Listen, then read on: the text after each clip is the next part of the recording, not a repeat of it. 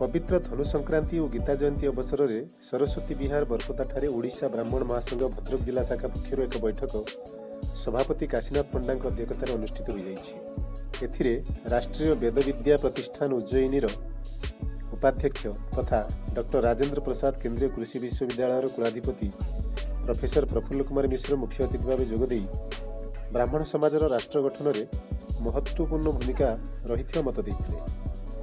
एथिपाई प्रत्येक ब्राह्मण शासन में नौपचारिक वेद कर्मकांड शिक्षा उपर गुरुत्व आरोप करते।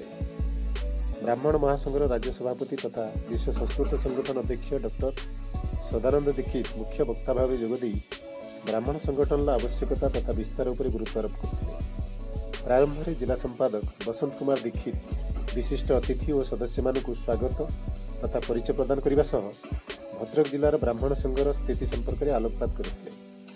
यही अवसर में भद्रक जिलूर 10,000 आजीवन सदस्य संग्रह पर समस्त सक्रिय कर्मकर्ता को निवेदन करा वैदिक विद्यापीठम सुपरिचालना और पंचायत स्तरीय संघ कमिटी गठन पर गुरुत्व आरोप कर जिलार विभिन्न प्रांतर जिला कर्मकर्तागण तथा त्रिलोचन पंडा, डॉक्टर भागवत त्रिपाठी, पंडित नरहरि दास, विनोद विहार दास, विजय कुमार पंडा, पुरुषोत्तम उपाध्याय, खुदीराम साहू, पतंजलि शर्मा और रामचंद्र पंडा आदि बहु ब्राह्मण विद्वान जोगदे निजर मूल्यवान मत विनिमय करते। शेष में राज्य युग्म संपादक गोपबंधु मिश्र समस्त को धन्यवाद अर्पण करते। सत्साहस न्यूज भद्रक।